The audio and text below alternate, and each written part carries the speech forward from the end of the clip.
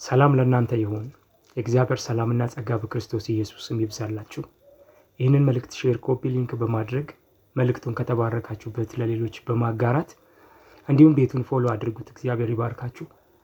የእግዚአብሔር ቃል ሲናገር ጌታ ኢየሱስ አንድ ቀን ተራበ ነው የሚለውና አንዲት በለስ ከሩቅ አያት ይላልና ሲያያት ከሩቅ ቅጠል አለባት፣ ቅጠል ሞልቶባታል። ሲጠጋት ግን ፍሬ የላትም ነበር። በጌታ በኢየሱስ ስም ከዚህ አይነት ህይወት መንፈስ ቅዱስ ነፃ ያውጣል። ብዙ ሰዎች ከሩቅ በተመለከትናቸው ጊዜ መንፈሳዊ ቅድስና፣ ጽድቅ፣ መልካም ሰዎች፣ ነገር ግን በቀረባቸው በተጠጋቿቸው ጊዜ አንድም መንፈሳዊ ፍሬ ያሌለባቸው ሰዎች አጋጥሟቸው አያውቁም? ከሩቅ ሲታዩ ቅጠል የሞላባቸው ማለት ፍሬ ግን ያሌለ። መንፈስ ቅዱስ በጌታ በኢየሱስ ስም ከዚህ ህይወት ነፃ ያውጣል። ከዚህ ህይወት ነፃ ያውጣል። ከሩቅ ሲታይ ቅጠል፣ በጣም ቅጠል የሞላበት ነገር ግን በተጠጋን ቁጥር ፍሬ ያሌለው፣ መንፈሳዊ ነገር ያሌለው፣ እግዚአብሔርን መፍራት ያሌለው፣ ቤተ ክርስቲያን ውስጥ እንደዚህ አይነት ሰዎች የበዙበት ዘመን እንደሆነ ይሰማኛል። እግዚአብሔር አምላክ እኔንም ይህንን መልእክት ለምትሰሙ ሰዎችም ከዚህ አይነት ህይወት መንፈስ ቅዱስ፣ ከፍሬ አልባነት ህይወት መንፈስ ቅዱስ ነፃ ያውጣል። በሩቅ አያት ነው የሚለውና ሲጠጋት ግን ፍሬ የላትም። ረገማት። ከሩቅ ቅጠል አላት፣ ሞልቶባታል፣ ውበት አላት።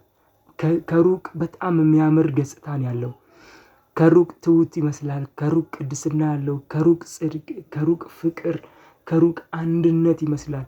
ነገር ግን በተጠጋን ቁጥር፣ በቀረብን ቁጥር ህይወታቸው፣ ስብከታቸው ሌላ የሆነ ሰዎች የበዙበት ዘመን ነውና እግዚአብሔር አምላክ ከእንደዚህ አይነት ከፍሬ አልባነት ህይወት ነፃ ያውጣል። የምንሰብከውን መኖር እንችል ዘንድ፣ የተናገርነውን መኖር እንችል ዘንድ። አንተ አለ አትስረቅ የምትል ትሰርቃለህን አለ ሐዋርያው በመልእክቱ። ትሰርቃለህ ወይ አለው። አትስረቅ የምትል በኢየሱስ ስም ትምህርታችንም ኑሯችንም የሚመሳሰልበት ኃይልና ጸጋ ይለቀቅልን።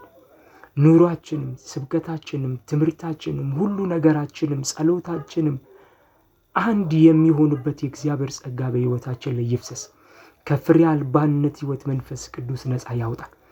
ፍሬ አልባ ከሆነ ህይወት፣ ከሩቅ ሲጣል ቅጠል ሲጠጉት ግን ፍሬ ያሌለው፣ ከሩቅ ሲታይ ልምላሜ፣ ከሩቅ ሲታይ መልኩ ያምራል፣ ሲጠጉት ግን ፍሬ ካሌለው ህይወት፣ እንዲህ ነው እንዴ ከሚባል ህይወት መንፈስ ቅዱስ ነፃ ያውጣል።